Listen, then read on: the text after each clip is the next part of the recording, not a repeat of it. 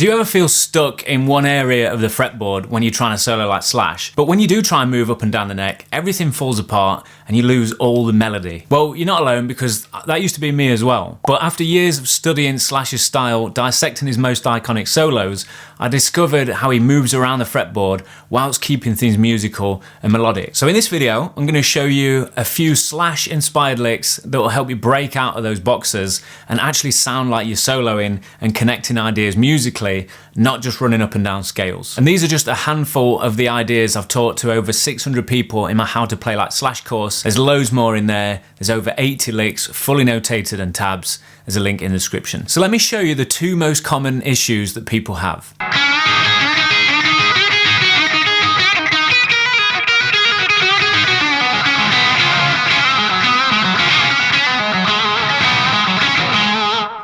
People stay in one box shape and never leave. Now you can come up with plenty of ideas in just one box, and Slash is great with position 1 pentatonic scale, but it's not a one-trick pony, and we don't want to be either. And secondly, and you might have done this one before,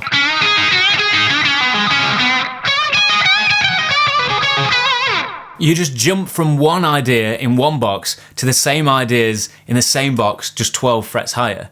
Now this is a good start, but all the ideas are disconnected and there's no musical way to tie those ideas together. Now the good news is there are just two simple things you can work on today that can help this. Imagine you're a golfer, but you only have one club in your bag and it's a driver. Now you'll be okay off the tee, but when it comes to chipping it onto the green, you're completely stuck. Well, that's what it's like only having one scale shape in one position to use when you're soloing.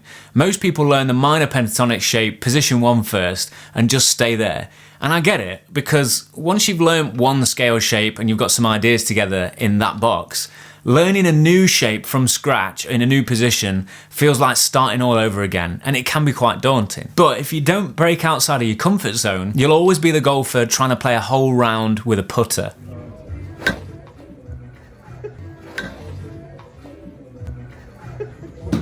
Now, if you don't know all Slash's favourite scale shapes in all the different positions, I included a super handy fretboard trainer in my How to Play Like Slash course, and it's helped over 600 guitarists learn any scale shapes and intervals in any key so much faster, and it's helped them become more confident on the guitar.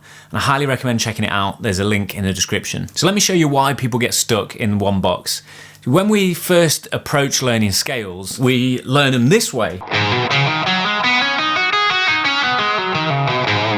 Just up and down the strings. But the guitar strings are like having 6 piano keyboards stacked on top of each other, so it can actually play scales in 2 directions, up and down and across.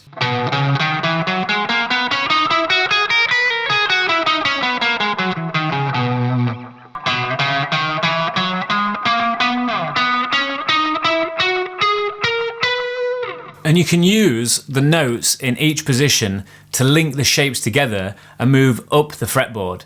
And Slash is a master at this.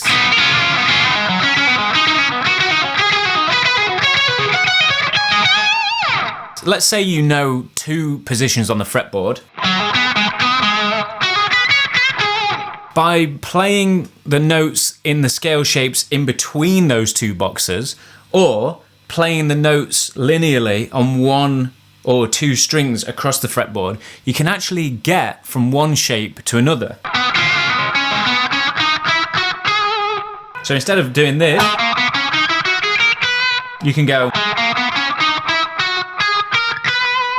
and arrive at the next box. Now, I know this can be quite daunting. If you try that, it's not going to sound like him. It's not going to sound musical. So I put some Slash-like lines together for you to get started. Now, I'm just going to show you a few here, but there's 8 of these lines in the course, along with tab and notation, to suit plenty of different soloing situations. So this first one is using A minor pentatonic with the G and the B strings as the path. So let's say we start with this idea, or we're noodling around in that position. We then take the notes from the scale using the B and the G strings and move upwards until we get to where we want to go. And then we finish the idea off with something musical.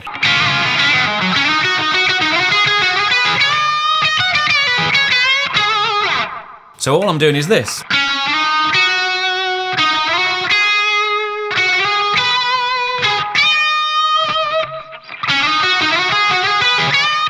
So this is a very Slash thing to do. So we could just use that pattern, but go across the fretboard instead.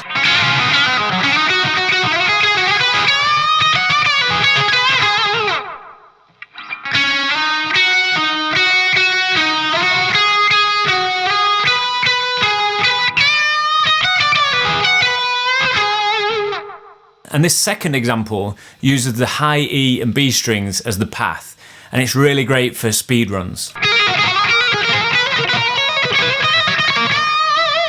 And then you just finish off your idea again. So wherever you are,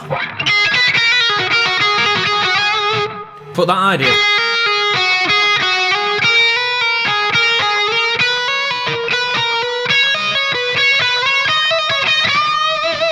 You don't have to play them exactly how I've played them, they're just examples. But all I'm doing is I'm using one pattern and then sliding into the next box and then playing the same pattern.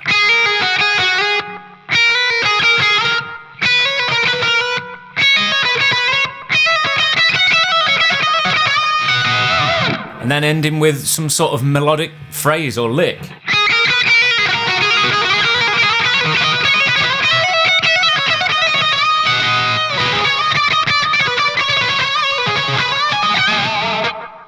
Now these licks will be great to get you started, but you really need to have good knowledge of all 5 scale shapes if you want to have full control and freedom while you're improvising. That's why I recommend watching this video next, but if you want to go deeper and get started today, definitely check out the course using the link in the description, and I'll see you in the next one.